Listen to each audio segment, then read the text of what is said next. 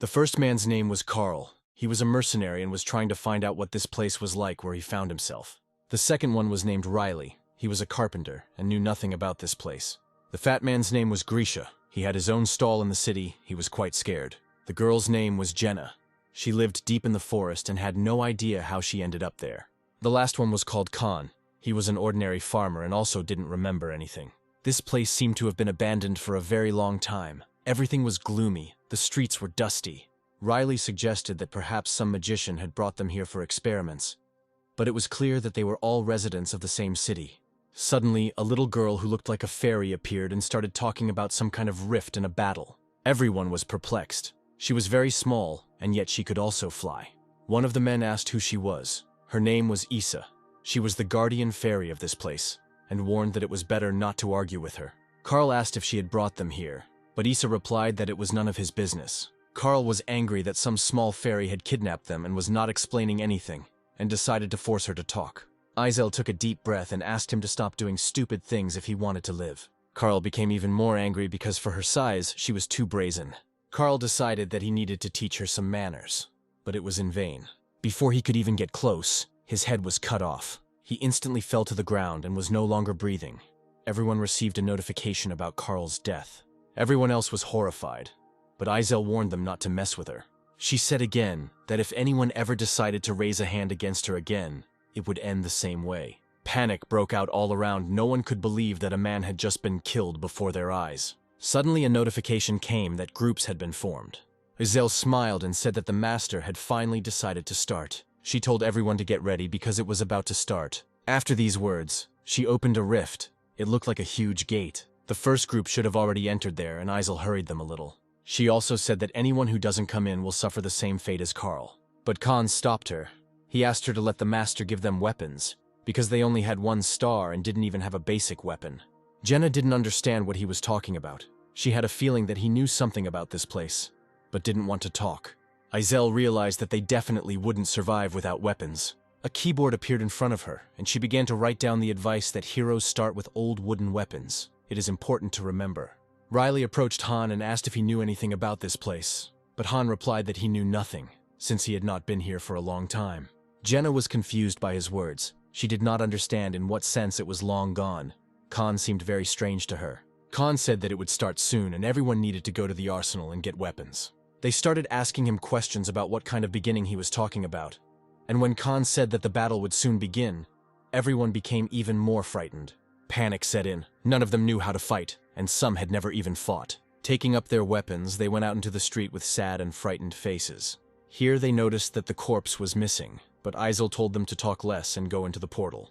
Riley approached, but lightning appeared from the portal and he retreated. This angered Izel, because they should have fought a long time ago. Jenna noticed that Han had taken the shield and decided that it would be a good idea to team up with him. Jenna began the interrogation, asking about the portal, about Izel, but Khan did not answer, saying that she would understand everything herself. At this time, notifications of death of almost all people began to arrive. Jenna didn't understand anything and asked Han what happened, but he just shut her up. Izel was furious that the first group died so early. A new group was formed, and Izel hurried them. One of the people approached her, saying that he was having difficulty walking and that she should feel sorry for the old man. But Izel didn't care. Jenna took him and dragged him along. Izel continued to get angry and rush everyone. She shouted that they would definitely cope, after which the last of the group entered the portal. They found themselves in some kind of temple. This was the main dungeon. Khan shouted for no one to panic and for everyone to follow him. Then they would definitely survive. A moment later, they found themselves in some field where there was almost nothing. Everyone except Khan was scared, finding themselves in an unfamiliar place. Suddenly, goblins appeared that needed to be killed to complete the mission. The Khan repeated that if they did not fight, they would die, and they should pull themselves together. But before they could finish speaking, everyone except Jenna started running away, even the old man who had difficulty walking. Due to the fear of the participants, all characteristics were reduced by 30%, but they couldn't run far. There was a wall in front of them, because of which they couldn't run away. The Khan merely called them pathetic cowards. Jenna asked Han if they could get out if they killed all those goblins. Han and Jenny prepared for battle. Jenny's father was a hunter, so she shot quite well. The goblins started to approach, and Khan said to get ready. He himself had never held a sword in his life, just as he had never held a shield. But he did not want to die. Here they called him Khan, but his real name was Jin. In this terrible game, everything depended on luck. Khan thought about this while fighting off the goblins. It was a mobile game called Pick Me. The main goal was to get to the 100th level of the tower. Khan himself played this game, but he was never lucky in it. The maximum rank of heroes is 7 stars, but after opening thousands of cards, I couldn't get a single one. Also, this game had its own rules. All the heroes had only 1 life, but when he played, a strange character of level 999 appeared. But Han thought it was just a bug.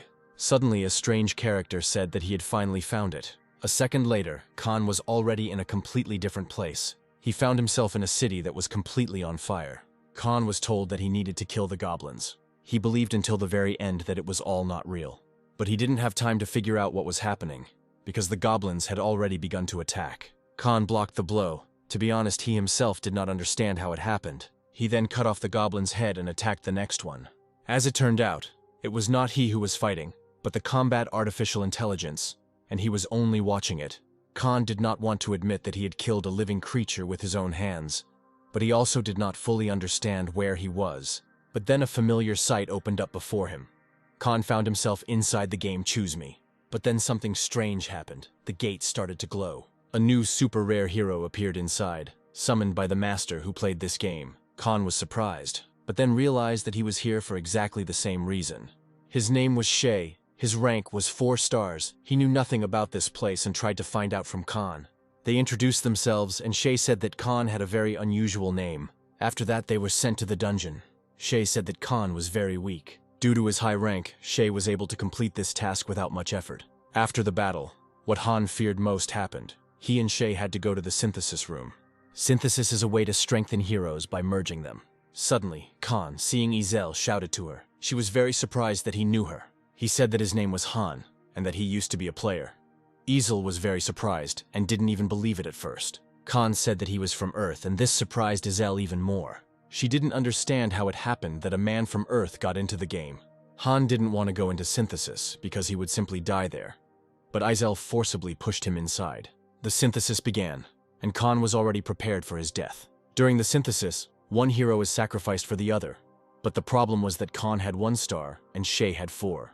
But suddenly, the synthesis was complete, and Khan was still alive. He didn't understand why they chose him, because Shay had 4 stars. Shay only said that this was fate and wished Khan luck, after which she disappeared. Khan stood there and still could not understand what had just happened and how he was still alive. At this time, the battle continued. Everyone except Han and Jenny refused to fight and simply ran away. Khan could not allow himself to die, because the chance that was given to him had to be used to the maximum. Khan also thought that they were simply confused, since the master himself chooses the hero who will remain after the synthesis. He considered this game a complete dump, but he had no choice. Jenna told Han that she had killed 1 goblin, but there were still too many of them. Suddenly, one of them ran up to Khan from behind and bit him on the arm. But Khan did not fall from pain, but became even more angry and attacked the goblin. He hit him with his shield and knocked him to the ground. He also remembered that before he got here, a level 999th monster looked him in the eye and laughed. It didn't give him any peace. It couldn't have been just a coincidence. Most likely it was he who transferred Khan into this game. The battle was almost over. Jenna approached Khan and asked if his hand was okay. But Khan replied that when they returned, she would heal. Players have almost no control over the battles.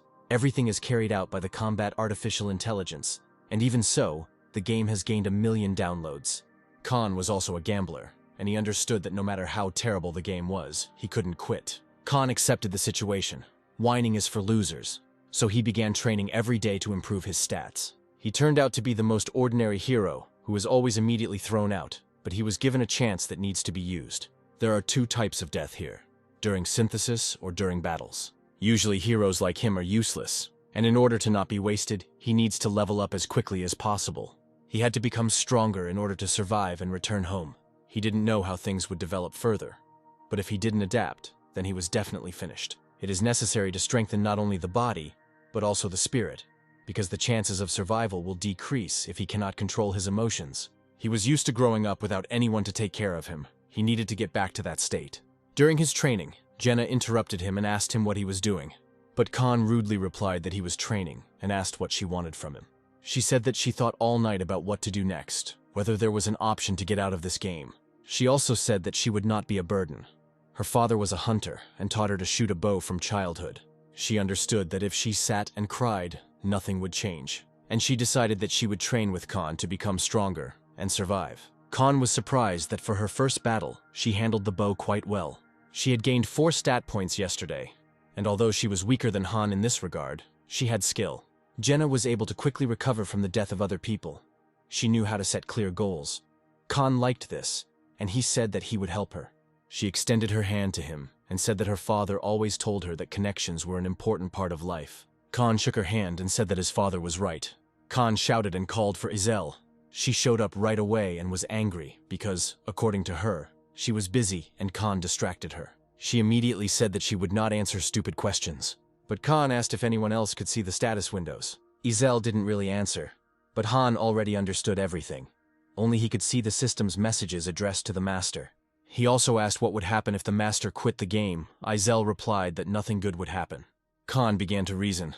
The synthesis of him and Shay is a very serious mistake. The last time the master entered the game a week later. He also asked if time was different from Earth's. Izel got angry and said that she would not answer, but Han understood from her reaction that it was different. Khan thanked her with a grin for her honesty and told her to continue in the same spirit.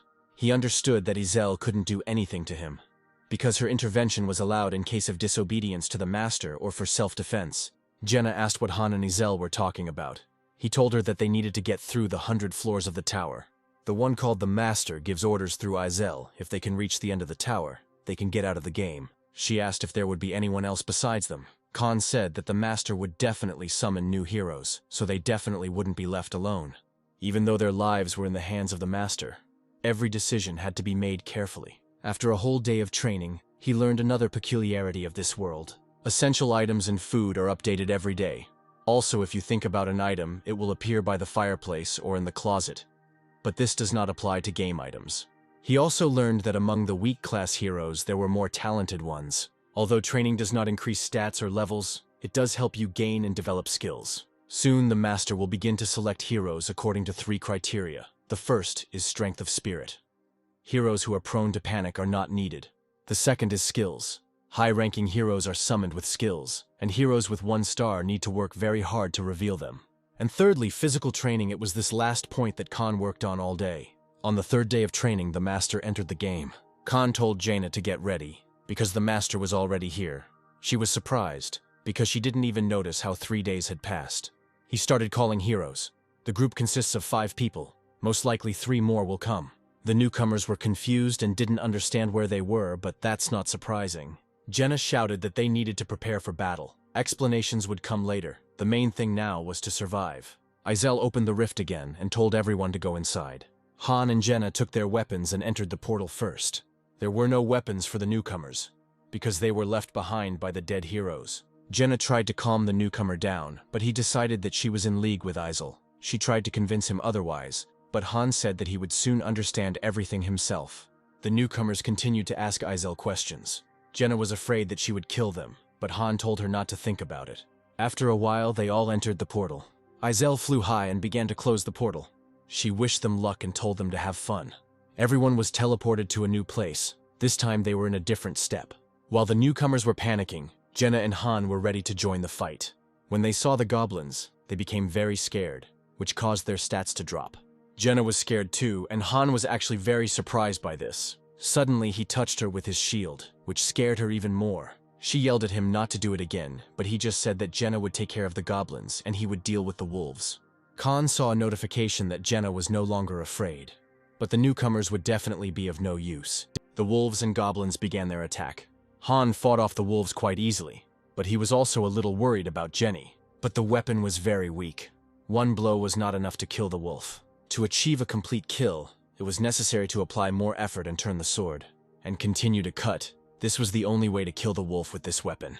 Even with such a sword, the wolf was cut in half. But he was not alone, so he had to react very quickly. The Khan continued to fight, but was already weakening a little. Despite this, he did not stop for a second because he really wanted to survive. Han called out to Jenny to ask how she was doing with the goblins. As it turned out, she had already dealt with them.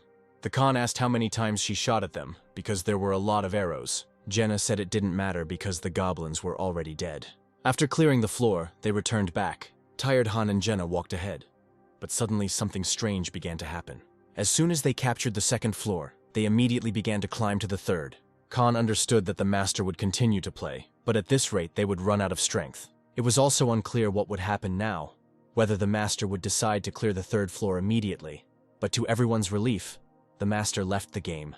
Aizel complained that she was very tired, but Han asked how one could be tired when they were doing all the work. He also realized that the master passes through one floor per day, and if time here moves 3 times faster, then he will come in only after 3 days. He looked at his stats. His intelligence had dropped by 1, but his strength had increased by 2 points. When he went outside, he saw the newcomers interrogating Jenna in the yard. Khan looked at this and thought, ordinary heroes with 1 star had never been to war, never fought. And even Malmont, who had 2 stars, became expendable. And starting from 3 stars, the heroes seem ready for anything, as if they have a reason to fight monsters. Jenna approached Han and asked him to explain everything to the newcomers because she was already tired. But Khan didn't want to do this, because he didn't want to waste his time on them. Jenna thought that if she explained everything to them, they could become good allies. But Khan understood that even if they were with them, they would not survive for long. Even if they did not die, they would simply be synthesized. One of the new guys called Khan, but he said that he would not waste his time and answer questions. The new guy was very angry with Khan, but he, without losing his composure, hit the new guy in the face. Khan continued to say that while they were fighting, the newcomers were hiding behind their backs. Jenna tried not to show it, but she was glad that Han stood up for her. The next day, they continued training. After physical training, weapons training begins. But no matter how much they trained, the 3 new ones never showed up.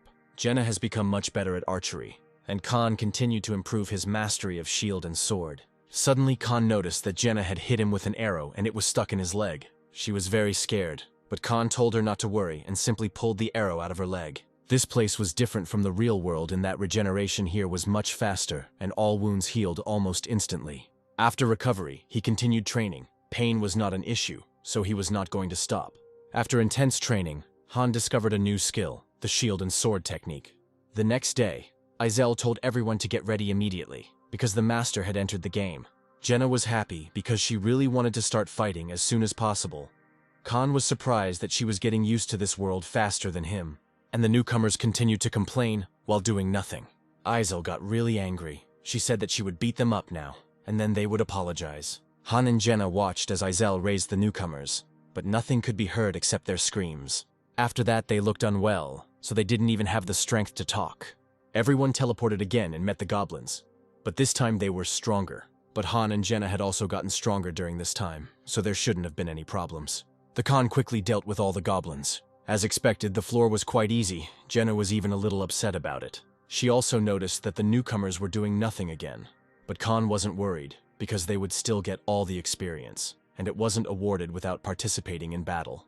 But as soon as they got out, the master decided to send them to the first floor. On the first floor, things weren't so bad. They were the same monsters as before. After the end, the most valuable player was Jenna. She was very happy, but suddenly they were sent back to the first floor. Khan didn't like that the master didn't give them time to rest. They also cleared the floor, but were very tired. But fortunately, the master gave them a rest.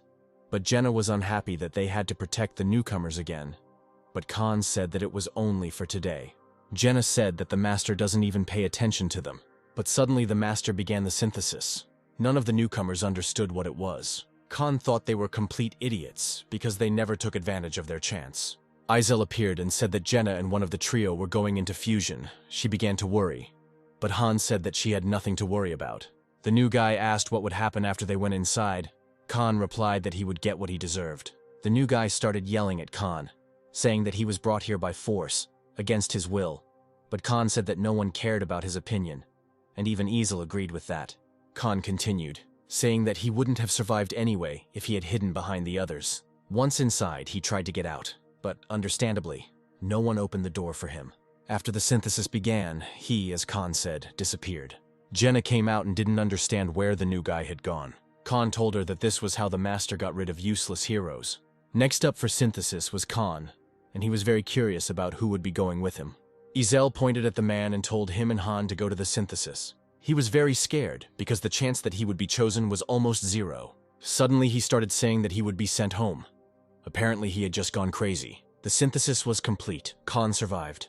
Returning, He also saw that after the synthesis, he had obtained the skill of cold-bloodedness. Passing by the last survivor of the trio, he told him that he was very lucky.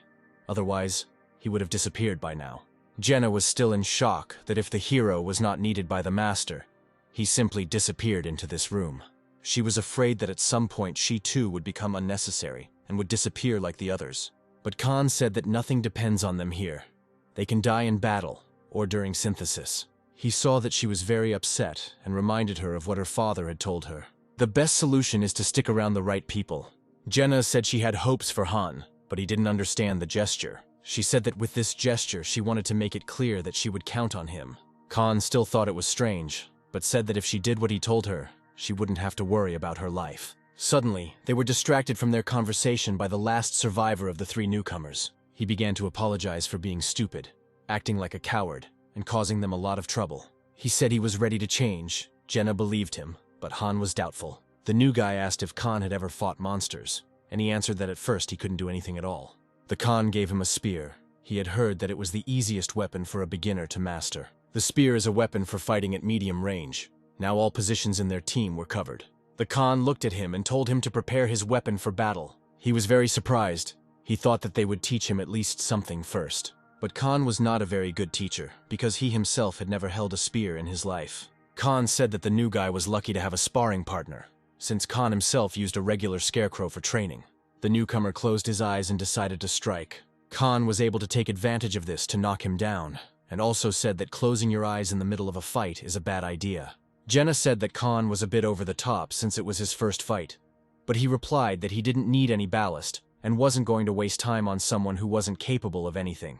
Khan asked if the new boy had a family, and he replied that he had a little sister waiting for him. Khan told him to imagine what would happen to her if he couldn't return home. Khan continued, saying that if the new guy was going to die, it was better not to go to the monsters, because they would tear him to pieces.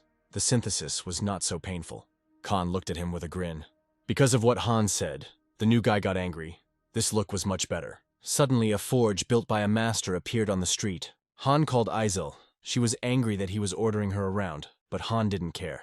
He asked if Aizel had internet access, since the advice she wrote to the master was very similar to the messages from the game's forum. She said that in her free time she can read something on the internet. Aizel was surprised that Han knew about the forum, but he was also a player after all. Aizel said that it was before, and now he is an ordinary low-ranking character, and Mr. Loki is the master of all masters. Khan asked why she liked him so much, but as soon as Aizel began to fly away, Han suddenly apologized to her. Aizel didn't understand what Han was talking about, but he admitted that Loki was, in fact, him. Aizel, of course, did not believe him. But to prove it, Khan dictated the account number, which no one except the owner himself could know. Aizel couldn't believe that Loki, whom she loved so much, was standing in front of her. She immediately asked him for an autograph, because with it she would be the most popular in the fan club. Han knew nothing about the club, but Aizel explained that it was a fan club for Loki, the master of all masters. Han said he hadn't heard anything about it, but Aizel suddenly became afraid that she had said too much to the real Loki. But as soon as he started to leave, she stopped him and asked what would happen to Nilfheim without him. Nilfheim is the settlement of the character Khan. Aizel was worried about the inhabitants of his settlement, because about 20,000 people lived there. Khan said that she could disband the settlement, but she did not have such rights. Suddenly, Khan asked if he could go to the top and return home, but Aizel didn't know anything. He also asked who moved him here, but Aizel couldn't answer that and apologized, but Han said that he would deal with everything himself. Later, he decided to find out what powers Aizel had. She could only give advice to the master, open and close buildings, and help in choosing something. He learned that the settlements of other masters looked roughly the same, but with some differences. Suddenly he realized that there were a million similar worlds in the game. The heroes were not advanced machines, but real people. His thoughtless actions led to the death of many people. Aizel said that if he wanted to climb up, he needed to listen to her. Jenna was just a genius. She grew up very quickly. For the first time in her life she held a dagger, but she got the hang of it so quickly. But the same could not be said about Aaron. With such success he would quickly die on the battlefield. Even though Jenna gave in to him, it still didn't help Aaron much. Jenna asked if he would train his #1 assistant, but then Aizel showed up saying that she was #1. Khan grabbed Aizel and said that she thought it was time to go to work. Aizel continued to say that she was Loki's first mate. Jenna didn't understand what she was talking about, but Han said that she was just stupid. Han asked Izel to open the warehouse for him. Entering there, he took iron, leather, and boards. After that, Khan asked her to open the forge. Jenna asked what he had in mind. He told her that he wanted to make a new sword. After talking with Izel, he realized that he was half master, half hero. He wondered if he would be able to enter areas that were only accessible to masters. Izel asked what Han wanted to do, but in a place like this, there wasn't much choice. The chance of success of the creation was terrible, since there was not a single improvement.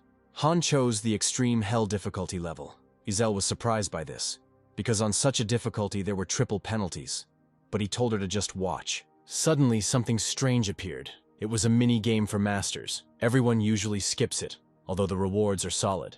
Izel was very surprised, because she had just seen the legendary movement of 1,000 hands. Khan took the cubes that appeared in front of him with great speed. After finishing the game, he was able to create a C-rank forged longsword. But he didn't stop there and continued to create weapons not only for himself. He created a new spear for Eren, a bow for Jenna, and a shield for himself. When Han finished, he said that due to the quality of the materials, only C ranks were produced. But he decided to end it there, since it could attract attention. With the new bow, Jenna has become much stronger. Jenna said that the bow's draw weight was much stronger, but that such a bow could be stolen. So Han told her to use the personal weapon function. It seemed strange to Khan that the master had sent the three of them to fight, telling Eren to protect Jenna, and he himself would deal with the harpies that had appeared. The harpies were quite fast and difficult to attack. Eren was very scared when the harpies came close, causing his stats to drop. Khan was worried about Eren because his movements were too chaotic due to fear. Jenna came up behind him and slapped Eren, calling him a wimp. She told Eren that lives were at stake and he needed to pull himself together. Khan, seeing that Eren had calmed down, went to attack the goblins. After Eren calmed down, things went much better and they cleared the floor fairly quickly. Eren was very tired, but he was more worried about something else. Once again, he was just getting in the way. He didn't know what would happen to him now. But Khan said that for now he will live, because the master added him to the chosen heroes. Eren was very happy, because now the chances of his returning home became much greater. Jenna told Han that first one of his subordinates had succeeded, and now the second one had too, but he didn't agree with the word subordinates. Thinking about this, he went to lay down his weapons. So he thought that his first subordinate would most likely be Cirrus of Nilfheim. It was an AFK game, so Cirrus should be able to handle the controls, especially since she was backed up by Yornet. They were so smart that Khan even doubted whether it was really an artificial intelligence. At this time, those same Cirrus and Yornet were standing on the roof. Cirrus was about to leave, saying that every minute mattered now. Yornet couldn't help her in any way, so she left the research to her. They wished each other luck and Cirrus left. Cirrus left to find Loki, because without him the settlement would perish. At this time, the master had already upgraded the residential area to level 2 and increased the hero limit. The dining hall, training area, and equipment workshop have also been improved. In addition, the master also upgraded the area to the 2nd level. Seeing all this, Jenna was very surprised. Neither she nor Eren understood what was happening or how this was even possible. Khan understood that the master had simply invested money in the game. It seemed he liked it. The lively behavior of the characters and the realism of the battles are very addictive. Izel said that she was very lucky that the master was not some poor student, because he had enough money for a set for 65,000 won. Unlike other games, in this one it was almost impossible to get crystals without donating to the game. Such methods can be counted on the fingers. Meeting a player who was willing to invest real money into the game was a great stroke of luck. But then everyone was distracted by the call of new heroes. The repairs were finished. It was time to celebrate the housewarming. There were 2 ways to summon in the game, one for in-game gold and the other advanced one for crystals. 10 heroes emerged from the summoning room, not understanding where they were. Khan looked at the newcomers with a little anger. When he put the sword to the man's throat, he asked who he was and everyone else. But Khan said to keep quiet. No one would explain anything now. First they needed to survive. Izel shouted to everyone and asked if there were any carpenters among them. They also needed a blacksmith and a cook, but there were none among the newcomers. Jenna asked why Izel was doing this. Han replied that Izel had vacancies.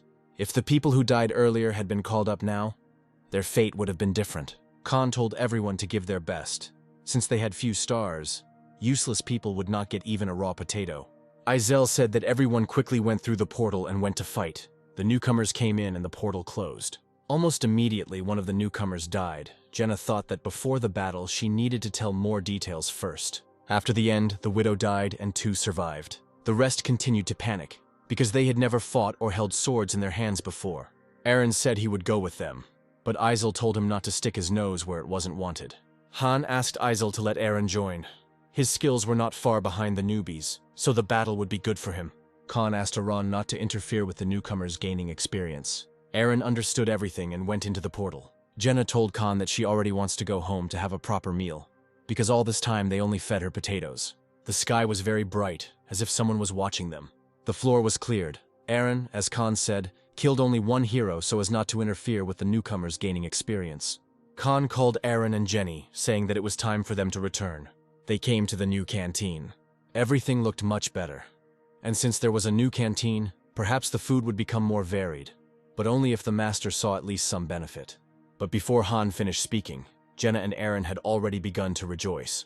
One of the new guys, who said he was a cook, brought potatoes to the table again. Looking at him, Khan saw that he was not a cook. He didn't even have any skills. But then he turned to the girl and said that now she would be their cook. She was a little confused and upset about it. The man who pretended to be a cook asked for another chance, but Khan said he better not lie if he knew he would be found out. He also added that he would turn a blind eye to it only this time. The man was very ashamed. After some time, the girl prepared a lot of potato dishes. Jenna had no idea that so many delicious things could be made from potatoes, and the girl cook was even a little embarrassed. Khan also really liked the food. Finally, they could eat normally. Jenna said that before coming here, she had never fought, so the others don't have to worry, because if they want, they can do the same. Enoch and Chloe, a carpenter and a cook, approached Han. They could help everyone in another way. Another man said he could be a carpenter too, but Khan warned him that if he lied again, he would be a prime candidate for synthesis. People with a profession were much safer, but they shouldn't relax either, because if a better character appears, they will be immediately replaced. From the next day, their peaceful life ended. Hyde, Hansen, and Dika joined the others. They were about 20 years old. For Han, they were good sparring partners. Eren had a bad influence on them. He started calling Khan Henim. But there is an 8-point difference between them, like between a child and an adult. Jenna's archery basics had already reached level 5, and her dagger skills were at level 2. Eren's spear proficiency stopped at level 2 and has not grown any further. He trains more than anyone else, but does not gain any skills. The trio had mastered the first level of swordsmanship. Their development was very similar, perhaps due to their age, but they were still better than those who were hiding in their homes. Soon, the master summoned 10 more heroes. This time, Eren and the others managed to cope with everything without Khan. The number of people kept growing, and it will continue to do so.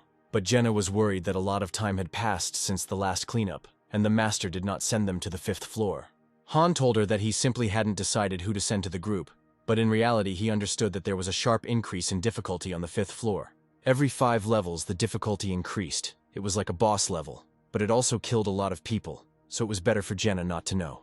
Han and Jenna went to clear out the floor with the newbies and trained them in combat. At the moment, they were just shields. Their job was to protect the other. The only chance for survival for them is teamwork and the right strategy. Instead of personal dominance, we need to use a combination of each person's strengths. Khan had no intention of interfering. He could have cleared this floor alone, but then none of the newcomers would gain experience.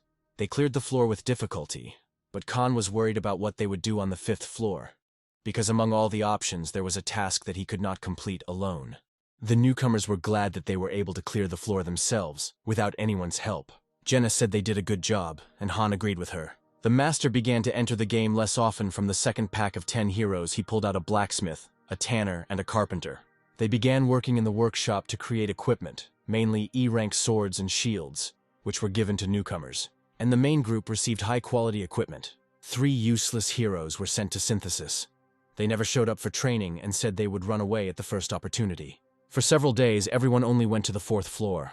Han asked Aizel if they would go to the 5th floor today, to which she replied that it was possible. Having moved to the floor, they began to look around. There were no monsters in sight, but Khan said that we needed to line up and walk to the center of the city. There were no people or monsters. Khan understood that this was definitely not a purge. Suddenly, one of the new guys screamed and started showing something to Khan. There was a human skeleton lying on the ground. Eren didn't understand where they were. The city was completely empty and didn't look like the previous places they had been. Han told Jenna to climb the tower and look around. Having climbed up, she began to look around, and at first she saw just a city. But suddenly she saw something she didn't want to see. Eren shouted at her to tell him what she saw, but Jenna asked her to wait. She saw a huge horde of goblins outside the city. They were walking towards them. Khan asked how many of them were there. Jenna couldn't say for sure, but there were definitely more than 1,000 of them. Aaron didn't believe her, but she said she wouldn't joke about that. Khan began to explain that this was not a floor capture, but a survival mission. They needed to hold out for a while. There were no places to hide either, because while the mission was ongoing, the buildings were closed. Khan said that they needed to hold out for 10 minutes after they encountered the enemies. In reality, it wasn't that long, but they were unlucky with the task. Based on the previous missions, the chance of this was about 9%. In order to survive, they would need to stick to the alleys and avoid the main streets. The place they were in was not the best for fighting, but they didn't have time to look for another one. We'll have to hold the line in this small alley. The passages were small, so they won't be able to pass in a wide line, so it will be a little easier. The Khan divided everyone and said that they would fight in turns, and every minute of rest should be used wisely. He told Jenna to stay in the center, save her arrows, and shoot only on command. In a hurry, they began to build barricades against the goblins. They had to hold out for 30 minutes. Khan didn't know if it was game time or real time. Well, then Khan noticed the first goblin. The countdown began, but they didn't even have time to finish building the barricades. A large crowd of goblins was approaching, but with each passing second, their numbers only grew. Khan said that the plan is changing a little. Barricades will be built from goblin corpses. Time passed, but the number of goblins did not decrease. Jenna said she was ready to shoot on command. Aaron asked if they really needed to hold out for 10 minutes, but Khan said that he never lied to them. Khan was constantly in charge of the others and telling them when to change. One of the new kids tried to argue with him, but Jenna told him to just shut up and do it. The newcomers lacked stamina. It wasn't just a matter of level. Their technique was also very weak. They were too nervous and spent a lot of energy. The most effective method was 1 goblin per hit. They were just as weak as at level 1. But there were too many goblins. They were not afraid of anything and just walked forward. Hansen and Hyde were the weakest link. Khan told Jenna to help them and take the arrows back if possible. Aaron shouted to Khan that 10 minutes had already passed and they were still here. But Khan replied that only 5 had passed. Jessie was already angry at the goblins and fought them off with her feet while she took new arrows. But suddenly Hyde was wounded and began to bleed. Khan told Hansen to relieve Hyde as quickly as possible so as not to lose position. Khan said that there was no need to worry about Guide. He would recover as soon as he returned. Hyde cried because the goblin cut off his hand. Khan shouted for Hyde to pull himself together. Otherwise, they would all die here. Jenna bandaged his arm so he could fight, since Hansen couldn't do everything alone. The newcomer's sword became dull, and he told Khan about it. Hyde was already ready to fight and swapped with Hansen. Khan told Hansen to fix his sword as quickly as possible. It was expected. It's better than F-rank swords, but it's still just an iron sword. But if there is no sword, then goblins could be killed with a shield. Han told Jenna to switch with Aaron, but he began to argue, saying that he could still fight. Jenna told him to rest while he could. There were only 3 minutes left, but Khan still didn't understand why half an hour seemed so long. Aaron switched with Jenna again. 10 seconds of rest was enough. Hansen also swapped with Hyde. Han told Jenna to help Hansen with arrows. But the big problem was that there weren't many arrows left. Khan said that she didn't have to save them, because if the goblins broke through, they would be finished anyway. Jenna began shooting at the goblins non-stop, not letting them pass. Hansen continued to fight off the goblins, but as soon as Hyde asked to swap with him, the goblin pierced him with a sword. Jenna shot the goblin and killed him, but it was too late. Hyde was already on death's door. Jenna sat down next to Hyde and didn't know what to do, whether to take the sword out of him. At this time, Hansen asked Hyde to replace him for at least half a minute. Khan told Hansen to go to the left flank, and he would stay here. Hansen also asked about Hyde, but he said that Hyde was resting. He said that he understood everything and went to fight. But suddenly Hyde died. Khan told Jenna that he could no longer be helped and that she needed to return to her position. During the battle, Jenna gained the skill of fast movements, and she also asked how much time was left. Khan said that now all efforts should be spent on killing goblins and not on talking. Almost all of Khan's skills had improved, but he didn't understand why he needed it if they were all going to die here anyway. Han saw a message that Hansen was injured and bleeding. He lay on the ground and asked Khan to help him. He didn't want to die. Out of fear, he simply began to cry and beg for help. But Khan didn't pay attention. He told Jenna and Aaron to follow him if they wanted to survive. Jenna asked if they would survive or die as well, but Han told her not to talk nonsense. They would definitely survive. Khan told Jenna to climb the wall, and they would climb right behind her. They had not yet had time to rise, and the goblins were already approaching. Jenna had already climbed up and told Han and Aaron to come up too. Khan almost rose and extended his hand to Aaron so that he could rise too, but he didn't have time. The goblin pierced his leg and didn't let go. Khan told Jenna to hold Aaron, and he himself jumped down to drive away the goblins. There was no time, and Khan decided to cut off Aaron's leg. Aaron screamed in pain. He was on the verge of death. The goblins became smarter and began to rise above the heads of others. Khan told Jenna to take Aaron's spear and fight off the goblins. They had nowhere to run, so they couldn't let the goblins get up there. Otherwise, they would definitely die. But suddenly, Jenna dropped the spear. Then Khan told her to kick them with her feet. There were too many goblins, and the forces were becoming less and less. Khan said there were only 30 seconds left, but it felt like an hour had already passed. The goblins reached the top and tried to grab Khan by the hand. He took out his sword and tried to hit him. But before he could, the goblin pierced him with his sword. Khan felt very hurt, but he became even more angry at them. Suddenly, the goblin pulled out his sword, which caused Khan even more pain. Khan began to bleed and realized that he could soon die. Jenna was also injured and was on the verge of death. Khan can't believe that this is his end, that he will die on some 5th floor. Why did he go through all this torment if everything ends like this? But suddenly something happened. Khan suddenly gained strength. He began to kill goblins with even greater speed. On the brink of death, Khan's new berserker skill awakened. Jenna looked at everything and didn't understand what was happening, because they should have died already. The Khan became even more angry because some pathetic goblins wanted to kill him. He wasn't going to lose to some pathetic goblins, but his sword couldn't withstand such a load and simply broke. But even if he has to fight with his bare hands, he will never stop. Khan continued to fight, but time finally ran out. The goblins began to disappear right before Khan's eyes. Jenna was stunned and found it hard to believe that they had survived. The floor was cleared and the trio of heroes returned back. Now they had access to daily dungeons. Their weapons were broken and covered in blood. They were still in shock from what had just happened to them. Jenna's nerves finally gave way, and she began to laugh hysterically. She asked Khan to give her his hand, because she did not have the strength to get up. He gave her his hand and said that somehow they had managed to survive. Jenna was worried that every floor would be like this from now on. But Han reassured her that this was a special occasion. On such missions, the survival of the entire group depends on the actions of each of the participants. If Hansen and Hyde had been a little stronger, everything could have turned out differently. For a well-coordinated team, such tasks are not a problem, but they simply did not have the best time. Jenna understood this, but was still upset that not everyone had survived. As soon as they exited the portal, one of the new guys approached them and asked where Hansen and Hyde were. But Khan didn't have the strength to think of anything, and he answered directly that they were dead. The new guy asked again, hoping he had misheard, but Khan repeated the same thing.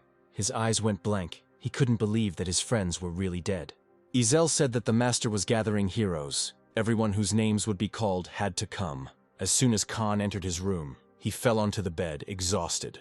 Khan was surprised that he was able to get Berserker, because it is not compatible with his cold-blooded skill, and thought that it was just some kind of bug.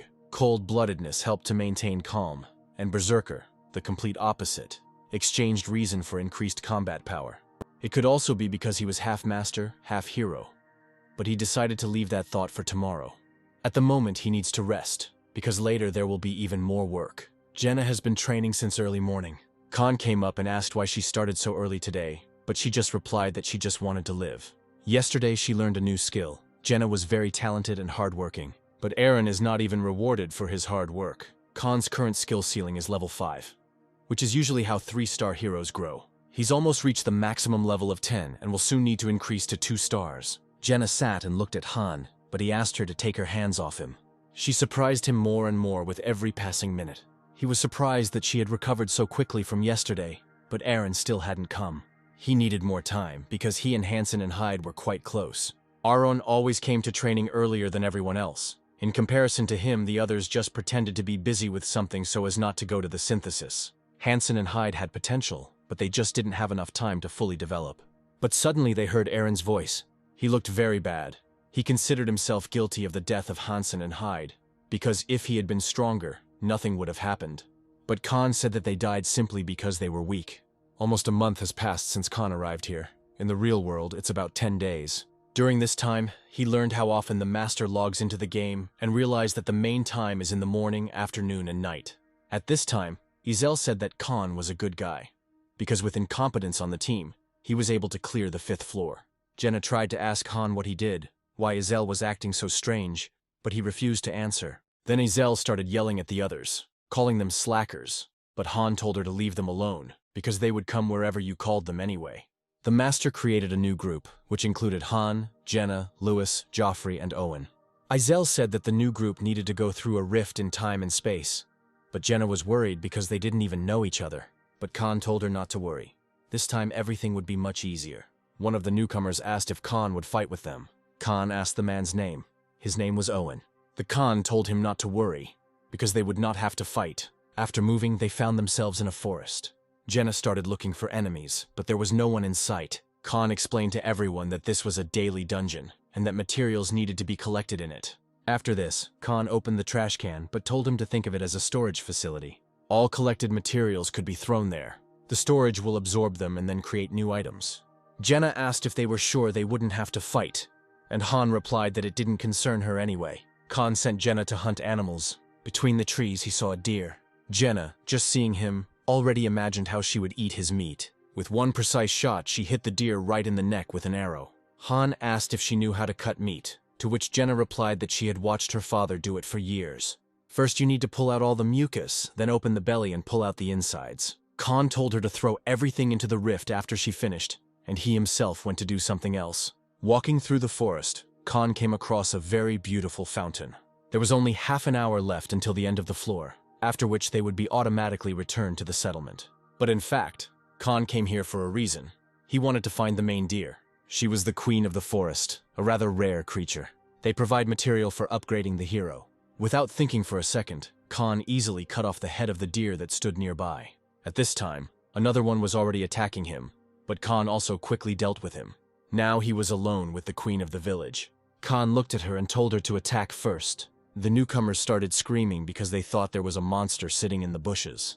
But it was Khan who carried the head of the queen of the forest. He threw it on the ground. It was quite big and very heavy. Jenna was very surprised because she had never seen such huge deer. During this time, while Khan was away, she was able to catch 2 deer and 1 boar. This amount of meat should have been enough for everyone. Jenna asked why Khan had brought the head, since it tasted disgusting. But he replied that he needed the horn, which could not be torn out of the head. Jenna was able to tell from one head that it was a female. She had lived in the forest for a very long time and had learned to distinguish the sex of animals. While butchering the head in Jenna, a new skill, Forest Hunter, was unlocked. The Khan stood with an attribute stone, with the help of which he could increase his rank. When they returned, they had a real feast. The meat was very tasty. Everyone was so happy that they ate a whole deer. After dinner, Han and Jenna went to the new dungeon. Khan explained to her that here they could find attribute stones that would help them become stronger. As Jenna approached the cliff, a breathtaking view opened up before her. Khan noticed that flowers of life grew there, which were also quite useful. These flowers were the basis for creating health potions. But besides flowers, huge wolves lived here. But despite their size, it was not difficult to deal with them. Jenna began to butcher him as quickly as possible, because the smell of blood could attract other wolves. Khan also told her to cut out her fangs and claws. They could also come in handy. During the butchering, Jenna began to say that she wanted to live like this for the rest of her life, doing nothing but hunting and gathering. She said that it would be a real paradise if it weren't for the master. These words put Khan into a slight stupor, because he himself used to be a master. He wondered if the people of Nilfheer had spoken of him in the same way, if they thought things would have been better without the master. Khan said that she didn't have to fight all her life, and that fusion was no longer a threat to her. But she said she has no intention of trading the fight for anything else. Khan didn't understand why she talked about wanting to be a hunter, but at the same time she wasn't going to leave the front lines. A few days later, Dika joined the group of Han, Jenna, and Aaron. There was reconnaissance on the 6th floor, also not the most ordinary mission. Aaron didn't see any enemies, and was afraid that everything would be like on the 5th floor. But Khan told him not to make noise and not to stick his head out. They lay down on the ground, although this was not necessary, and simply waited. Khan said that if they did everything right, they would be able to pass this floor without any problems. In front of them sat 3 level 8 goblins. One of them had a horn. Probably there was help nearby, so it was necessary to act carefully. Jenna climbed a tree and said that she saw a goblin settlement ahead. There were about 100 of them there, and Khan realized that it was a trap, and if they had tried to fight, they would have definitely been surrounded. Khan instructed Jenna to take care of the goblin on the right, and when he was distracted, Aaron was to cut off the head of the second one. Aaron asked Han to cover for them if anything went wrong. With 1 arrow, Jenna killed the first goblin. Then Aaron attacked another and killed him in the same way. The last goblin, who had a horn, tried to call for help, but did not have time. The Khan cut off his head in a second. The floor was cleared, but that was not all. Khan said that we need to look around before leaving. He knew that reconnaissance missions could help him gain information about what awaited them on the next floor. He ran to the goblin settlement. In their village, they kept wolves on chains, which they most likely caught while hunting. The Khan hid behind a tree and tried to assess the size of their village. One of the goblins saw a blue glow behind the fence, but Khan was no longer there. All four returned to the waiting room. Jenna asked why Han ran away so suddenly. He replied that he was just going to look around. During reconnaissance missions, clues often appeared, but only an attentive master could notice them. Khan did not know if the master saw the same thing as he did, and this irritated him greatly. Chloe ran up to Han and said that they had problems. Some strangers came to them, but they were not simple.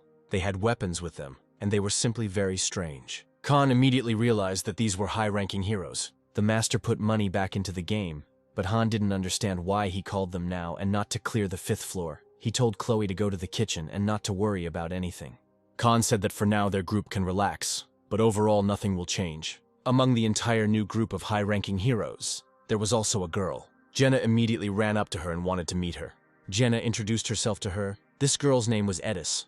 Jenna also introduced Han. She said that he looks indifferent, but in fact he is very kind. Khan saw that Edis even had a class, a 3-star hero.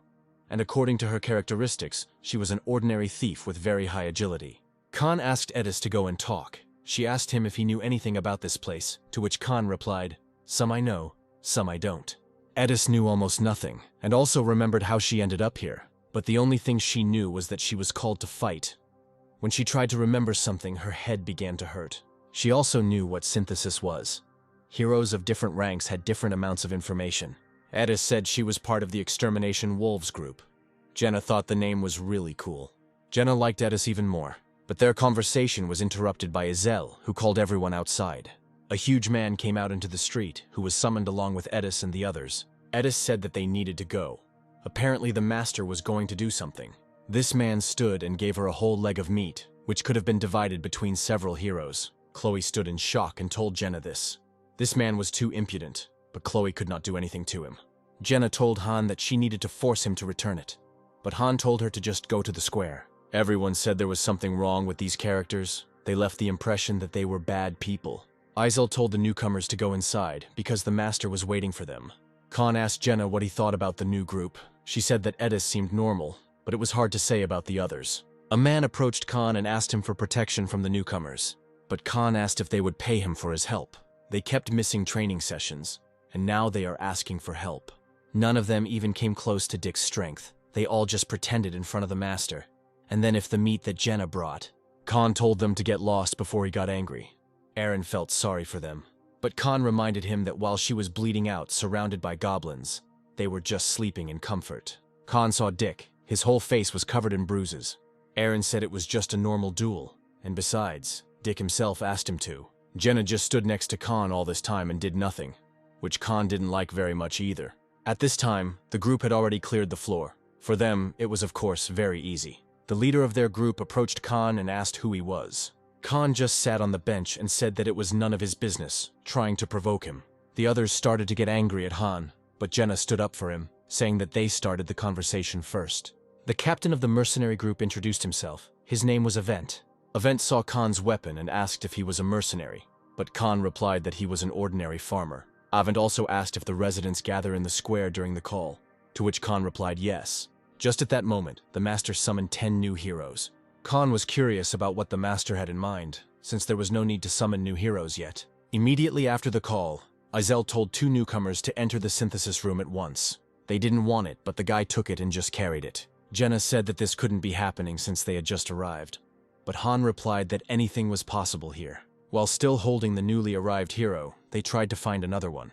Apparently all the heroes who were recruited for money were like these. Jenna thought it was wrong because they weren't even given a chance. Khan understood that their master was making a big mistake, because even among the trash with 1 star, diamonds sometimes appeared.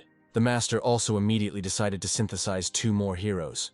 Avent ordered his group to keep them from running away. He also turned to Edis and asked why she was just standing there doing nothing. Han told Yahello to send the master advice that before draining the heroes they need to be tested. Jaqen, that was the name of the huge man, got angry at Khan and told him not to interfere with them, but he replied that he was simply giving the master advice. This made Jackin even more angry and he tried to hit Han, but then an arrow flew past his head. Jenna said it was a warning, and the next one would be in the head. Edis told Avent that they just needed to talk, but he wasn't going to listen to her. He asked Khan if he knew who they were, and Khan replied that they looked more like ordinary trash than anything else. Khan said this with a smirk to further anger Avent. Almost the entire group, with the exception of Edis, was hostile towards Khan. Izel told them to stop, because heroes can't fight among themselves. Otherwise the master will punish them. But Khan said there was no such rule. Khan told them that there was no need to lie. They were not mercenaries, but a gang of ordinary bandits. Avent said he had been patient with Khan, but now it was over. Khan told Izel that such heroes would only get in the way. Rank is rank, but character is not determined by stars. They will constantly cause chaos in the settlement and reduce overall efficiency. And immediately he challenged Avent to a duel. Avent didn't want to accept it, saying that they hadn't done anything to him at all. The Khan said that he knows people like them well. As soon as they realize that there is no one stronger in the settlement, they completely lose their fear. He said that the duel would be about synthesis. Jenna didn't understand, and Khan explained that if he wins, he absorbs Avent. If not, he absorbs him. This proposal interested Avent, and he accepted the duel. He asked Jenna to take the people to the living area. She asked if he could handle it himself, to which Khan replied that she could be sure of it. He also asked Izel not to let anyone interfere. Avent immediately rushed into battle, although Khan did not even draw his sword. Based on just one characteristic, Khan knew that Avent had very good potential. However, he was too self-confident. Khan entered berserker mode and effortlessly dodged Avent's attack. Khan fought with his bare hands and grabbed Avent by the hair. He instantly pinned him to the ground and drew his sword. Khan told him to surrender. Avent tried to tell him, but Khan himself stopped him. One of his group told Khan to leave Avent alone, but he found it funny. They were willing to do anything to absorb ordinary people into synthesis, and now they are asking for their captain to be released.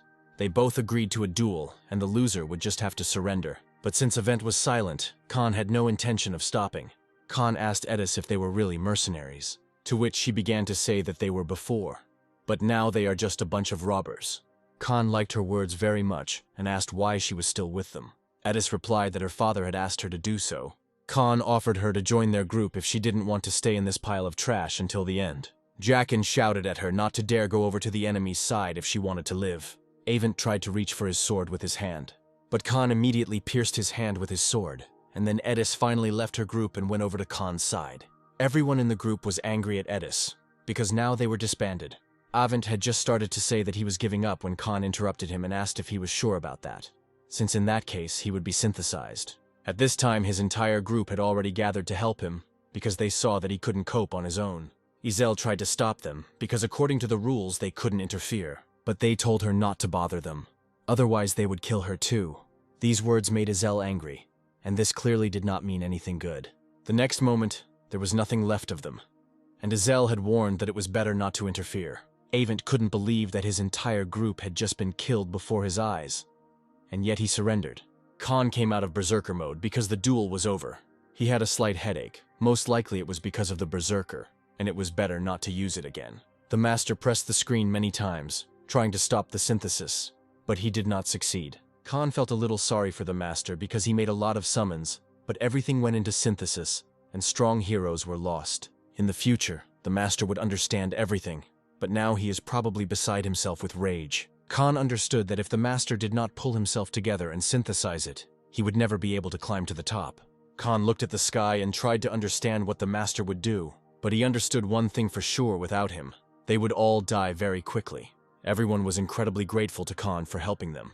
Dika admired Khan the most, saying that he had never seen such incredible people. Khan was a little angry with Jenna because he asked her not to tell anyone about this. The residents continued to thank Khan, because if it weren't for him, they would all have been synthesized. The man began to say that they simply wanted to thank him, because now they owed him their lives, but they didn't understand anything. Khan said that the master was very angry now. After this, Izel called 6 at once, and panic began among the people. Jenna asked why he called 6 if the group consisted of 5. Khan replied that they were not called for battle, but for synthesis. They couldn't believe it. They tried so hard not to get caught in the synthesis, but in the end, it was all in vain. Aaron and Dika were upset about this, but Han explained that compared to them, these people did nothing at all. None of them ever helped Jenna hunt. The Khan said that their lives were worth no more than cattle, and these words outraged the man. But Khan immediately made it clear to him that it was better not to argue with him. People begged Khan to somehow influence the master, because he would definitely listen to him, but he didn't care. Han told Jenna that they would most likely all go to Edis, since she was new and her level was too low. Edis came out with her level up. She also unlocked a new skill, trap disarming. Khan didn't care about people who do nothing and beg for help to achieve anything. You need to work hard. One man began to say that he could not fight. The very thought of it made his hands shake, and he did not know what to do. Han approached Chloe, Enoch, Alter, and Patrick, and asked them to teach others their craft. The blacksmith said that learning his craft from scratch would be quite difficult, but Khan said they would now definitely have the motivation to start doing something. He also said that hunting can be learned from Jenna, and carpentry can be taught to them by Enoch. Jenna said that Han was very kind because he explained everything to them in detail, but he didn't agree with her. But still, he understood that if they listened to his advice, they could avoid a stupid death. They were approaching the 10th floor, and needed a second group that could compete with the main one. The next morning, when he went into the kitchen, he saw that they had already managed to bake bread there. Instead of flour, they ground potatoes, which was good because food variety would be better at reducing stress. Khan went to Edis and invited her to training. When they got there, they saw Jenna, who had been training for a long time. Khan asked her to spar with daggers with Edis to see what she was capable of. Without thinking, Jenna began to attack. Despite the fact that she was an archer, she was no worse with daggers. Edis couldn't understand where an ordinary hero got so much power from. But Jenna said it was all about practicing every day. Edis began to attack back, but nothing much changed. Jenna was still stronger. Eventually, Edis found herself on the ground and asked who Jenna used to be. She replied that she was the daughter of a simple hunter. She repeated again that she gained her strength through constant training. Han told Edis that if her former group had focused on training, he would have been in big trouble. Khan told her that everything depended on effort, but Aaron was running behind. He was shouting that it was all a lie. No matter how much he trained, he could not catch up with Jenna and Khan. Edis was a little turned on by these words, and decided that she would also train. Because of yesterday's synthesis, many people started attending training every day. There were many more people. Apparently his words motivated everyone. But be that as it may, the one who simply did not have enough space will go for synthesis. Khan noticed a guy who was training hard and approached him to talk. He introduced himself. His name was Roderick. All he knew was that the master had called them to fight. Khan also learned that Roderick was a porter for the mercenaries. The Khan praised him, saying that he fought quite well for his position.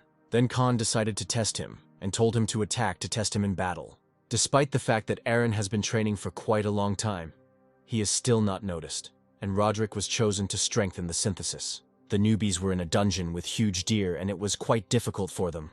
At dawn, Khan woke up everyone who was able to fight to do something interesting. Nobody understood why they were woken up so early. Then he explained that they needed to split into groups and draw lots to do so. Dika was a little worried, but Khan reassured him, saying that there would be no losers here. In each group he appointed a leader. In one it was Khan, and in the other Edis. He said that he was thinking about Jenna, but she was too stupid and couldn't handle it. And with these words he made her very angry. Edis didn't understand why they needed to split up. Khan said it was dangerous to focus on growing just one group, as if it was destroyed. It would cause big problems. A clear example was the 5th floor, when a couple of people lagging behind almost killed the entire group. If all floors could be cleared by one group, then there would be no point in dividing. But on special missions, dozens and hundreds of heroes can participate at the same time. The rules of the draw are as follows: red with Khan, blue with Edis. Jenna and Aaron drew red and were very happy to be next to Han. Those who were in Edis's group did not trust her, and this hurt her a little. But she understood their reaction. Because she was new here, had little experience and didn't know anyone well. Khan said that her group had better catch up with his group quickly if they didn't want to be left behind. But Edis also confidently replied that they would never lose. Once on the 7th floor, they found themselves in a forest. It was also raining and was a bit of a nuisance. Khan said that no one should interfere. He would deal with it himself. They weren't very happy about this, but they listened to Khan, after which he went into berserker mode and began the battle. In literally one instant, he killed almost all the goblins. He said to leave the last goblin because there should be clues on the floor. Firstly, it was raining, and secondly, there was a river flowing nearby. There was also a destroyed dam. Khan did not really understand what it all meant. Having cleared the floor, they left and went about their business. But suddenly, Khan told Iran to stay. The master bought another beginner's set. He told Jenna to bring the lot from his room. He instructed Aaron to find Edis and come here with her. The master had started a high-ranking summon, which meant that some pretty strong heroes would be coming to them now. But this was expected. The master was one of those who usually does not buy anything, but if he starts, he will not be able to stop. New users were attracted to the game by the synthesis system, the battles during the cleanup, and the behavior of the heroes. Battle with other players and constant updates with the addition of new content. The master summoned 2 heroes with 3 stars, Iolcus and Roderick. Iolca stepped on her own long dress and fell to the ground right in front of Khan. Jenna thought she was feeling sick, but Han said she would get up on her own soon. Edis approached Khan and said that Iolca was an aristocrat. She has worked as a mercenary for a very long time and is a good judge of character. Roderick understood the concept of master, summoning, and synthesis, but knew nothing at all about levels and skills. He said he had a feeling that he had to do something, that there was an enemy he had to fight. Khan decided not to delay and start the draw, because the new heroes also need to be distributed into groups. At first, Khan thought that the veteran guard Roderick would be better than the young aristocrat Iolca. Jenna ran and carried the lot to Han and almost fell when she tripped. But at that moment, Khan saw that the red one would be on the right. But apparently Edis saw it too. But suddenly he felt a very strong heat from behind. It was like fire magic. As it turned out, Iolca was a magician, and this can greatly strengthen any group. Edis and Khan continued to argue, but no longer because of Roderick, but because of Iolca. Mages were a very rare class of heroes and could only be summoned for a donation. Iolca was outraged that she was being divided like some kind of thing, but Khan didn't care about her words. It was important to him that she ended up in his group. Compared to Iolca, Roderick took it completely calmly. Iolca suddenly felt ill when Roderick told her what they were supposed to do. Jenna said that no one was cheating this time. Everything had to be fair. Edis and Khan immediately agreed that there would be no hard feelings. Disagreements were definitely not needed now. Khan was lucky and got the red one, which meant that Iolca would be his. Iolca and Roderick joined their groups. Suddenly, Jenna saw Isel dragging one man. He started shouting at Khan that they did everything as he said, but they were still being pulled into synthesis. Khan said that he simply failed to master support skills, which is why he was considered useless. The Khan looked at Iolca and asked if she wanted the same fate for herself. He told her that if she didn't want what happened to her, she needed to train hard. Isel continued to try to gather people for synthesis, because no one wanted to go to what was essentially certain death. Roderick didn't like it at all, but Khan said that they were just material for synthesis. Isel opened the rift and let Edis's group in.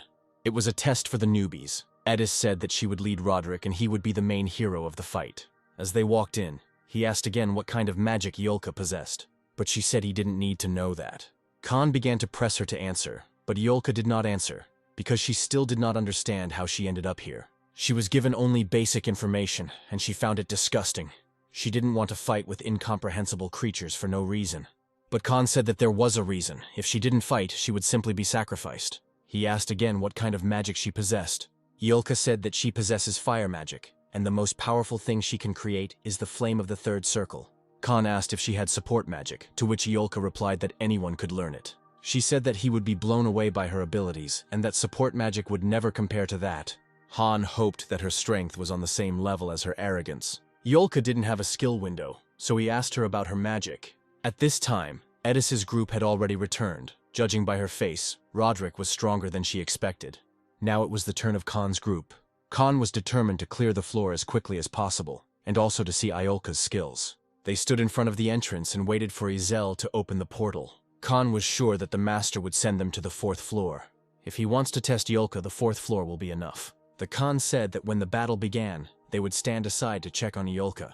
Any one of them could clear the 4th floor on their own, so she should definitely be able to handle it. But despite the fact that Iolca was at first confused, she said that Khan would still be surprised. Isel saw that they were ready and opened a portal. Isel looked upset and wished Han luck. At first he didn't understand anything, but then he saw that the master sent them to the 8th floor. Once there, Khan told everyone to get weapons and prepare for battle. Khan understood that the master was still angry about what had happened earlier, and it even amused him. Suddenly Jenna saw something, but she didn't understand what it was. But Khan immediately understood everything, and shouted for everyone to lie down on the ground. Iolca took a long time to think and almost came under fire. At the last moment, Khan managed to save her and told her to stop counting crows. Their enemies were 27 level 9th Goblin Riders. He told Jenna not to spare the arrows, otherwise they would all definitely die. The ground underfoot was also uneven, which was quite annoying. The Khan did nothing but cover himself with his shield, because there were a lot of goblins. Suddenly, one of the goblins ran up to him from behind and almost hit him. but Khan managed to dodge and strike back, killing the goblin. Besides the goblins, wolves were a big problem. While Khan held the shield, Eren easily killed the goblin sitting on the wolf. Khan shouted to Yolka that she needed to cast her magic now. Yolka said that she couldn't do it now, she needed time. She needed a minute. Yolka stopped in place and began to cast magic. Han told Eren to block the bolts that were flying at Jenna so she could focus on shooting. Eren handled it pretty well. While Yolka was casting, goblins had already started approaching from the side, and she was the easiest target for them. Apparently, their original goal was to kill the magician.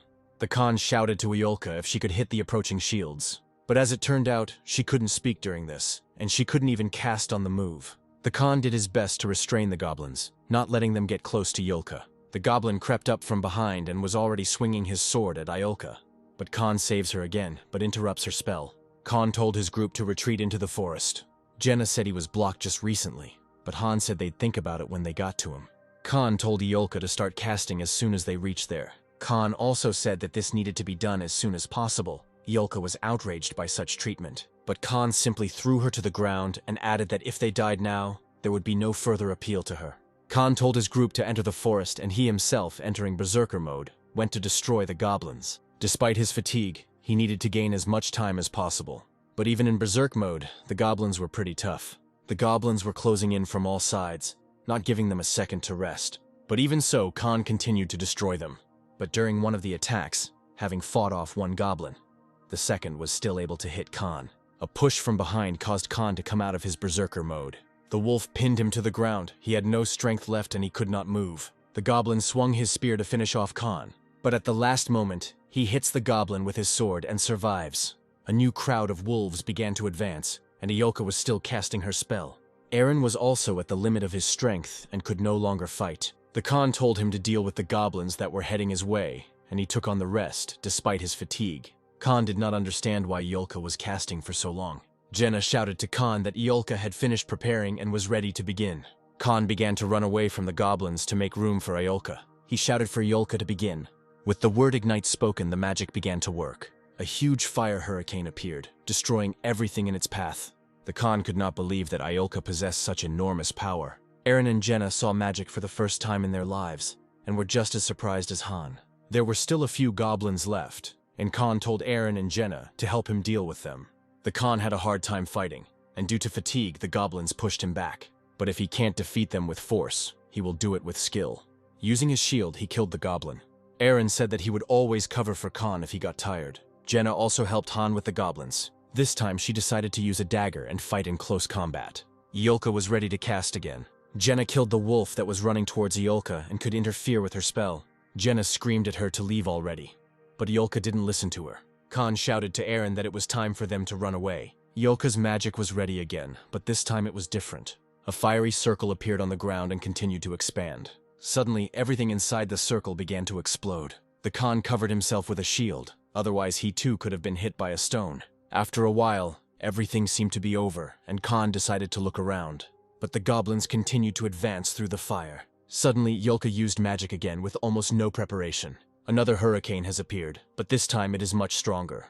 Jenna could barely hold onto the tree, the storm was too strong. At the sight of the hurricane, only a huge crater remained and nothing else. The floor was cleared. Yolka became the most valuable hero and increased her level. Eren was amazed as Yolka destroyed over 20 goblins at once. Yolka laughed and said that such was the power of fire magic. She had the soul of a revel witch. Suddenly, before she could finish speaking, Yolka lost consciousness as Khan said she had used up all her mana. Yolka is very vulnerable while casting, so other party members need to protect her. When Khan was a master, he had a lot of mages, but those like Yolka were super rare. They were like tanks that had their armor removed. Jenna carried the exhausted Yolka on her shoulder. Khan understood that the time was coming when he would no longer be at the center of events. The next day, the master built a research and magic laboratory. He also built an alchemical laboratory. And on top of all this, he built a library so that magicians could expand their knowledge. At this time, Yolka was training with Khan and complained all the time. But Khan motivated her by saying that if she didn't train, she would only eat potatoes for dinner.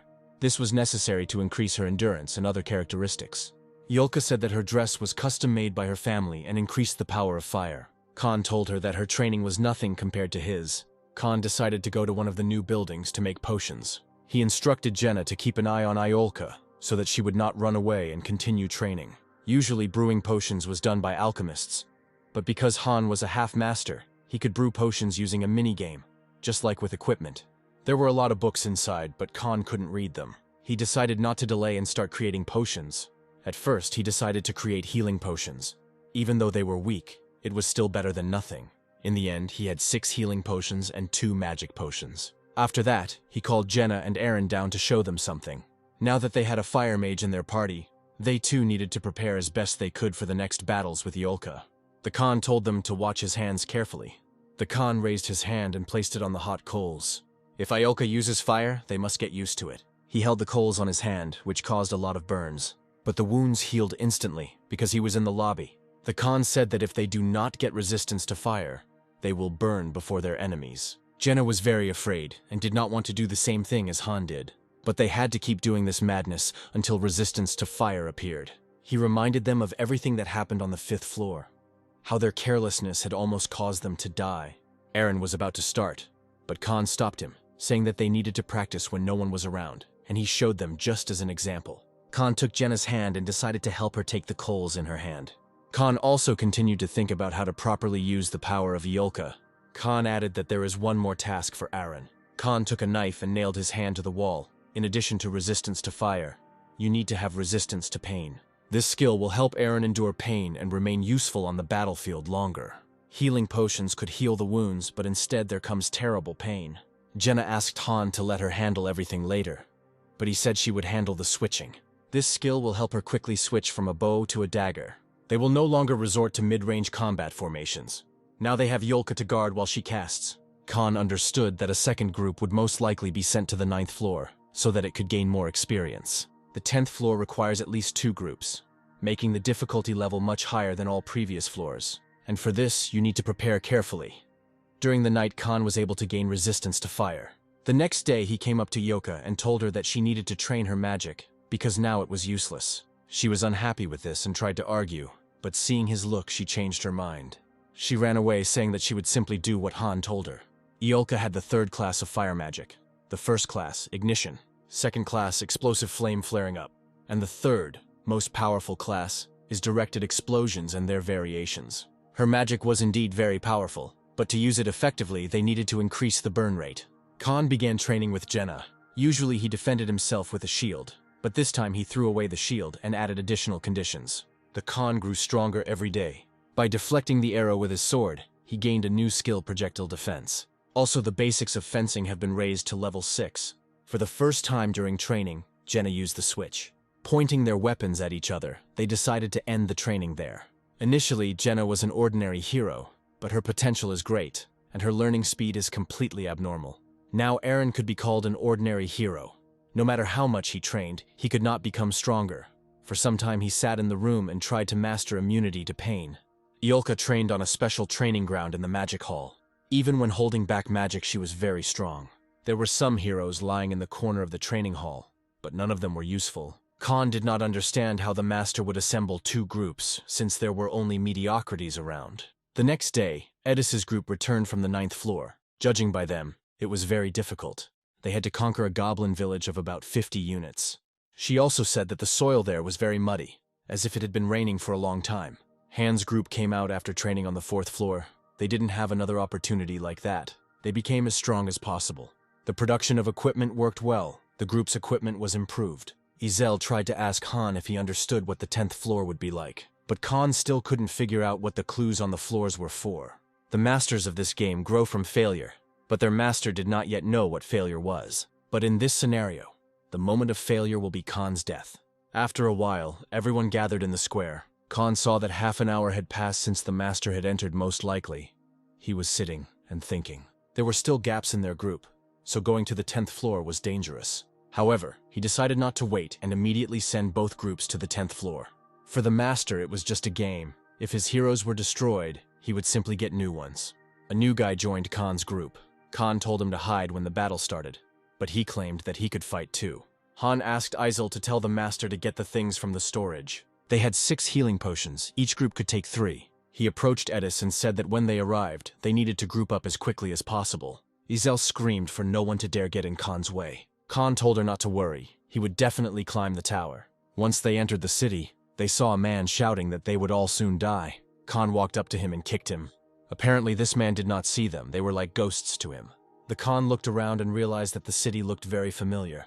Aaron also had the feeling that he had seen this place before, only it was a little different. Suddenly Khan realized that this city looked familiar because they had been here before. It was a ruined city from the 5th floor. The only difference was that here it was not yet destroyed. There were many anomalies in this city, but Khan suggested discussing this later. What was more important was that they were called here, and they needed to complete a mission to survive. It hasn't started yet, apparently they had time to rest, but it's better for them to take advantage of it and gather more information. He gave 5 minutes for reconnaissance, after which everyone should return to the same place. The Khan climbed up the tower and looked around. There was also one of the soldiers on the tower, but the soldiers' morale was at rock bottom. There were more than 2,000 goblins in the northern forest, but fortunately, there were no battering rams. To the east was a river, which they encountered on the 7th floor, and about 1,000 goblins. But the problem was that the number of soldiers was less, the ratio was about 1 to 10. But the mission has not yet been announced. If their goal is survival, then the chances of success will be much higher. There were a lot of NPC heroes here that could be used as bait, but suddenly Khan was dumbfounded. There was a triple notification, which meant the highest difficulty. It was not a mission of survival, but of protecting the city. By combining 2 groups and about 3,500 NPC soldiers, there are only 360 soldiers who need to stand against thousands of goblins. Khan's group met up, and Aaron said that the refugees were heading towards the city center, and the goblins were advancing from the north and east. They asked Khan what their mission was, to which he replied that they needed to defend the city. Simply put, they need to destroy all the goblins. Khan had a suspicion that the conditions for completing the mission were to destroy the invading army. There is also a statue that appears from time to time on special missions. It doesn't matter whether they kill the goblins or not. If the statue is destroyed, they are finished. Roderick considered it completely absurd to defend the statue while fighting off enemies. Roderick asked if they could escape, to which Khan replied that no matter where they were, they would still be found. The conditions were simply ridiculous. But while they were in the game, even with an impossible mission, there had to be a strategy. There were many goblins, but the only siege devices were ladders, and only in the north. He told Edis's group to help the soldiers on the north wall and destroy the ladders that would cling to the castle walls by any means necessary. If they hold their positions, the effectiveness of their defense will increase many times over. But despite this, the goblins will still break through, their numbers are too great. The Khan said that there was a river flowing to the east of the city, and that the dam had burst. All the clues from the 5th to the 9th floor pointed to it, but it was not clear why. Suddenly Jenna remembered hearing a horse gallop near the river. As they stood by the river, she saw people on horses running along the other side. Now Khan understood everything. He told Edis that if the outer wall falls, then they need to move to the inner one. They need to do everything they can to hold out until Khan's group returns. Edis smiled at him and headed to the position with the group. Jenna didn't like that their plan was too sloppy. Aaron asked why they would go outside the walls where thousands of goblins were waiting for them, but he simply said that it had to be done. If they stay inside, it's all over for them. On the 7th floor, the dam was broken. If the sound Jenna heard was from reinforcements, then the reason the city fell was because the help couldn't cross the riverbed. So their task was to go to the eastern bank and kill the goblins, thereby saving the dam. Hundreds of refugees were moving into the inner walls. It was very difficult to get in. Khan's group managed to get through, but these were only the inner walls. The real problem was ahead. These were the gates leading outside. Khan told Yolka to start casting spells and, as soon as the doors opened, to use 2nd level magic. He told Aaron to start opening the gates. The soldiers were horrified that the gates themselves began to open and tried to stop Aaron. Jenna was upstairs and reported that there were a lot of goblins gathered near the gate. Khan told her to go down. Yolka could deal with them. At this time, Yolka was almost ready. But as soon as a crack appeared in the door, an arrow flew towards Yolka. But Khan managed to react and catch her on the fly. The vile faces of goblins appeared at the gates, and they needed to be destroyed as soon as possible. The arrow that Khan caught he threw back to the goblins. Jenna prevented the soldiers from closing the gates, otherwise their plan would fail. But then it started raining, which wasn't very good for them. The Khan hoped that the rain would not be able to stop Iolka's magic. The gates were opened and the goblins rushed at Iolka, but it was too late. At that moment she used magic. It was so powerful that it began to burn the gates. The Khan gave her a magic potion and told her to drink one every time she cast a spell. Khan asked if she could handle it since this was just the beginning, to which she replied that he was greatly underestimating her. The new guy who was sent with Khan's group just stood there and didn't know what to do. Khan asked him if he planned to fight again. He was scared, and Khan sent him to Edis, saying that if he survived the battle, he would receive his confession. The gates began to close again to keep the goblins out. Once the gates are closed, they will have no way to retreat and will have to fight to the end. The Khan placed everyone in position and prepared for battle. He told Iolka to use first-level magic and spread the flames over the maximum area she could. The rain put out the fire so the goblins could pass through it and attack. There were 20 seconds left before Iolka's spell. They had to protect her in every possible way. The goblins did not stand still and went on the offensive. Eren also successfully killed goblins while defending Iolka. They successfully coped with the defense and Iolka managed to use magic. With the help of fire, a road was paved along which Khan's group began to advance. If it weren't for the weather, everything would be easier. But because of the rain, the fiery barricade goes out too quickly. Khan told Eren to hold the left flank and leave the other goblins to him. Eren had a hard time fighting off the goblins, and Jenna also helped him. Jenna used magic again, shielding them from the goblins. Khan shouted for everyone to move forward, using the flames as a shield. They need to repeat this until they reach the river. But behind the goblins stood one huge one. Apparently, it was their leader, controlling all the others. He was very different from the other goblins. He could even talk. Iolka used magic and they just started to move forward when something strange happened. The goblins began to walk through the fire. Khan, of course, killed them without any problems, but this made their progress difficult. The goblins' tactics changed, apparently on orders from their leader. The Khan dealt with the group of goblins without any difficulty, but their numbers did not decrease. Finally, Khan noticed that very leader. He had intelligence, and he understood that there was a delay between Iolka's attacks and took advantage of it. He was too smart for a goblin. While Eren and Jenna held up very well, they won't last long. The Khan shouted for everyone to listen carefully to his plan. It was hard to hear because of the rain, fire, and the screams of the goblins, but everyone got the gist. Khan's plan was that they had to kill the leader, or they would all die. The goblins' target was Iolka. This was also the leader's order. Iolka's ring of fire held back the goblins, but not for long. After a while, they began to walk through the fire and attack. But Iolka used the spell again and drove the goblins away. A single volley was not enough, so as soon as the goblins entered the fire, a surprise awaited them. Iolka used another spell, blowing up many goblins at once. The goblin leader ordered them to continue their advance despite the fire. Eren covered Jenna while he shot, and one of these arrows accurately hit the leader. Iolka began to lose consciousness due to the large amount of mana spent. Khan took her in his arms, and they waited to see what the goblins would do without their leader. The final goal for them was the fortress, and Khan and his group were just an obstacle. But instead of killing the mage, they chose to head towards the fortress. Having moved a decent distance, they became of no interest to the goblins. The reason they survived was because the goblin leader died. Khan said to apply the healing potion to the burn and drink a sip. The outer wall was still standing, which meant Edis's group was still holding out. But for them, this was also just the beginning. Another bunch of goblins appeared near the dam and needed to be dealt with. Eren saw something terrible. It was a huge ogre of level 23.